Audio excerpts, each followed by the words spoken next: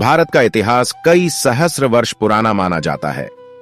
65,000 साल पहले आधुनिक मनुष्य या होमोसेपियंस अफ्रीका से भारतीय उपमहाद्वीप में पहुंचे थे, जहां वे पहले विकसित हुए थे। सबसे पुराना ज्ञात आधुनिक मानव आज से लगभग 30,000 वर्ष पहले दक्षिण एशिया में रहता है। 6,500 ईसा पूर्व के बाद खाद्य फसलों और जानवरों के वर्चस्व के लिए सबूत, स्थायी संरचनाओं का निर्माण और कृषि अधिशेष का भंडारण मेहरगढ़ और अब बलूचिस्तान के अन्य स्थलों में दिखाई दिया। ये धीरे धीरे सिंधु घाटी सभ्यता में विकसित हुए। दक्षिण एशिया में पहली शहरी संस्कृति, जो अब पाकिस्तान और पश्चिमी भारत में 2500 to 1900 ईपू के दौरान पनपी। मेहरगढ़ पुरातात्विक दृष्टि से महत्वपूर्ण स्थान है, जहां नवपाषाण युग 7000 ईसा पूर्व से 2500 ईसा पूर्व के बहुत से अवशेष मिले हैं। सिंधु घाटी सभ्यता, जिसका आरंभ काल लगभग 3300 ईसा पूर्व से माना जाता है, प्राचीन मिस्र और सुमेर सभ्यता के साथ विश्व की प्राचीनतम सभ्यता में से एक है। इस सभ्यता की लिपि अब तक सफलतापूर्वक पढ़ी नहीं जा सकी है। सिंधु घाटी सभ्यता वर्तमान पाकिस्तान और उससे सटे भारतीय प्रदेशों में फैली थी। पुरातत्व प्रमाणों के आधार पर 1900 ईसा पूर्व के आसपास इस सभ्यता का अकस्मात पतन हो गया। 19वीं शताब्दी के पाश्चात्य विद्वानों के प्रचलित दृष्टिकोणों के अनुसार आर्यों का एक वर्ग भारतीय उपमहाद्वीप की सीमाओं पर 2000 ईसा पूर्व के आसपास पहुंचा और पहले पंजाब में बस गया और यहीं ऋग्वेद की रचनाओं की रचना की गई। आर्यों द्वारा उत्तर तथा मध्य भारत में एक विकसित सभ्यता का निर्माण किया गया, जिसे वैदिक सभ्यता भी कहते हैं। प्राचीन भारत के इतिहास में वैदिक सभ्यता सबसे प्रारंभिक सभ्यता है, जिसका संबंध आर्यों के आगमन से है। इसका नामकरण आर्यों के प्रारंभिक साहित्य वेदों के नाम पर किया गया है। आर्यों की भाषा संस्कृत थी और धर्म वैदिक धर्म या सनातन धर्म के नाम से प्रसिद्ध था। बाद में विदेशी आक्रांताओं द्वारा इस धर्म का नाम हिंदू पड़ा। वैदिक सभ्यता सरस्वती नदी के तटीय क्षेत्र, जिसमें आधुनिक भारत के पंजाब, भारत और हरियाणा राज्य आते हैं, में विकसित हुई। आमतौर पर अधिकतर विद्वान वैदिक सभ्यता का काल 2000 ईसा पूर्व से 600 ईसा पूर्व के बीच में मानते हैं, परंतु नए पुरातत्व उत्खननों से मिले अवशेषों में वैदिक सभ्यता से संबंधित कई अवशेष मिले हैं, जिससे कुछ आधुनिक विद्वान यह मानने लगे हैं कि वैदिक सभ्यता भारत में ही शुरू हुई थी। आर्य भारतीय मूल के ही थे और ऋग्वेद का रचना काल 3000 ईसा पूर्व रहा होगा, क्योंकि आर्यों के भारत में आने का न तो कोई पुरातत्व उत्खननों पर आधारित प्रमाण मिला है और न ही DNA अनुसंधानों से कोई प्रमाण मिला है।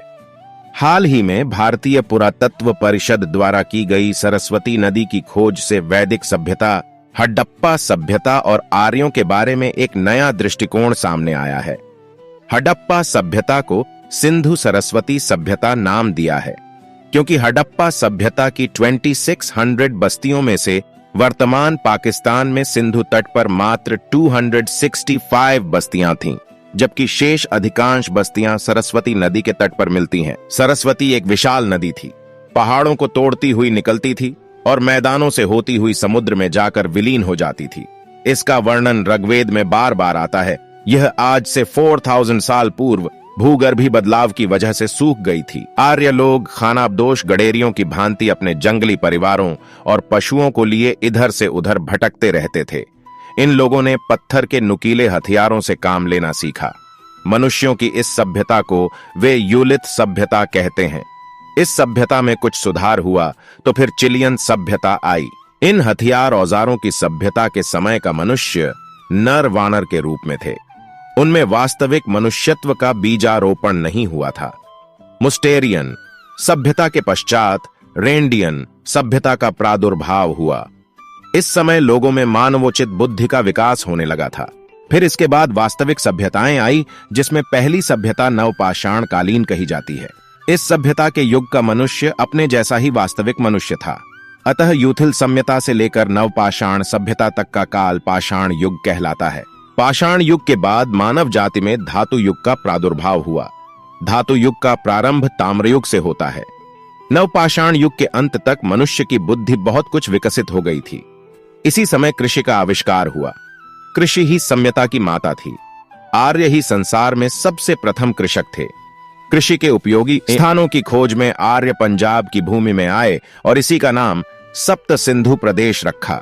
आर्य लोग संपूर्ण सप्त सिंधु प्रदेश में फैल गए, परंतु उनकी सभ्यता का केंद्र सरस्वती तट था।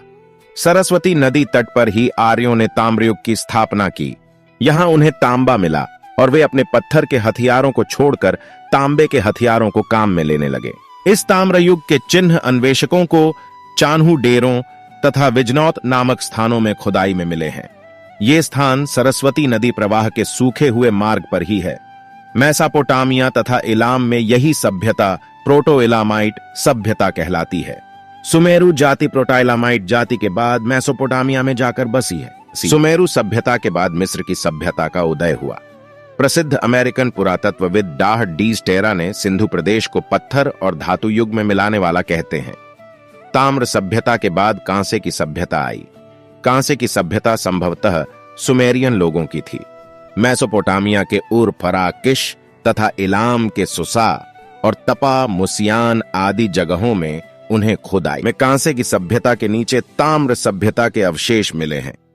मेसोपोटामिया में जहां जहां इस प्रोटो इलामाइट कही जाने वाली ताम्र सभ्यता के चिन्ह मिले हैं, उसके और सुमेरु जाति की कांसे की सभ्यता के स्तरों के बीच में किसी बहुत बड़ी बाढ़ के पानी द्वारा जमी हुई चिकनी मिट्टी का उसे 4 फुट मोटा स्तर प्राप्त हुआ है। यूरोपीय पुरातत्ववेत्ताओं का यह मत है कि मिट्टी का यह स्तर उस बड़ी बाढ़ द्वारा बना था जिसको प्राचीन ग्रंथों में नूह का प्रलय कहते हैं।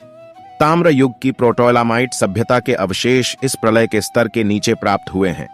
इसका यह अर्थ लगाया गया कि इस प्रलय के प्रथम में ही प्रोटो इलामाइट सभ्यता का अस्तित्व था। इस सभ्यता के अवशेषों के नीचे कुछ स्थानों में निम्न श्रेणी की पाषाण सभ्यता के चिन्ह प्राप्त हुए हैं। ईसा पूर्व 7वीं और शुरुआती 6वीं शताब्दी सदी में जैन और बौद्ध धर्म संप्रदाय लोकप्रिय हुए। अशोक ईसा पूर्व 265-241 इस काल का एक महत्वपूर्ण राजा था जिसका साम्राज्य अफगानिस्तान से मणिपुर तक और तक्षशिला से कर्नाटक तक फैल गया था, पर वो संपूर्ण दक्षिण तक नहीं जा सका। दक्षिण में चोल सबसे शक्तिशाली निकले। संगम साहित्य की शुरुआत भी दक्षिण में इसी समय हुई। भगवान गौतम बुद्ध के जीवन काल में ईसा पूर्व 7वीं और शुरुआती 6वीं शताब्दी के दौरान 16 बड़ी शक्तियां महाजनपद विद्यमान थे। अति महत्वपूर्ण गणराज्यों में कपिलवस्तु के शाक्य और वैशाली के लिच्छवी गणराज्य थे। गणराज्यों के अलावा राजतंत्रीय राज्य भी थे, जिनमें से कौशांबी, वत्स, मगध, कौशल, कुरु, पांचाल, चेदी और अवंती महत्वपूर्ण थे। इन राज्यों का शासन ऐसे शक्तिशाली व्यक्तियों के पास था जिन्होंने राज्य विस्तार और पड़ोसी राज्यों को अपने में मिलाने की नीति अपना रखी थी। तथापि गणराज्यात्मक राज्यों के तब भी स्पष्ट संकेत थे जब राजाओं के अधीन राज्यों का विस्तार हो रहा था। इसके बाद भारत छोटे छोटे साम्राज्यों में बंट गया। 8वीं सदी में सिंध पर अरबों का अधिकार हो गया। यह इस्लाम का प्रवेश माना जाता है। 12वीं सदी के अंत तक दिल्ली की गद्दी पर तुर्क दासों का शासन आ गया, जिन्होंने अगले कई सालों तक राज किया। दक्षिण में हिंदू विजयनगर और गोलकुंडा के राज्य थे। 1556 में विजयनगर का पतन हो गया। सन 1526 में मध्य एशिया से निर्वासित राजकुमार बाबर ने काबुल में पनाह ली और भारत पर आक्रमण किया। उसने मुगल वंश की स्थापना की जो अगले 300 वर्षों तक चला। इसी समय दक्षिण पूर्वी तट से पुर्तगाल का समुद्री व्यापार शुरू हो गया था। बाबर का पोता अकबर धार्मिक सहिष्णुता के लिए विख्यात हुआ। उसने हिंदुओं पर से जजिया कर हटा लिया। 1659 में औरंगजेब ने इसे फिर से लागू कर दिया। औरंगजेब ने कश्मीर में तथा अन्य स्थानों पर हिंदुओं को बलात् मुसलमान बनवाया। उसी समय केंद्रीय और दक्षिण भारत में शिवाजी के नेतृत्व में मराठे शक्तिशाली हो रहे थे। औरंगजेब ने दक्षिण की ओर ध्यान लगाया तो उत्तर में सिखों का उदय हो गया। औरंगजेब के मरते ही 1707 में मुगल साम्राज्य बिखर गया। अंग्रेजों ने डचों, पुर्तगालियों तथा फ्रांसीसियों को भगाकर भारत पर व्यापार का अधिकार सुनिश्चित किया और 1857 के एक विद्रोह को कुचलने के बाद सत्ता पर काबिज हो गए। भारत को आजादी 1947 में मिली, जिसमें महात्मा गांधी के अहिंसा आधारित आंदोलन का योगदान महत्वपूर्ण था। 1947 के बाद से भारत में गणतांत्रिक शासन लागू है। आजादी के समय ही भारत का विभाजन हुआ, जिससे पाकिस्तान का जन्म हुआ और दोनों देशों में कश्मीर सहित अन्य मुद्दों पर तनाव बना हुआ है। तो ये है भारत का इतिहास। अगर अच्छा लगा हो तो वीडियो को लाइक और चैनल को सब्सक्राइब कर ले। कमेंट में लिखते हैं, भारत माता की जय जय, हिंद जय भारत।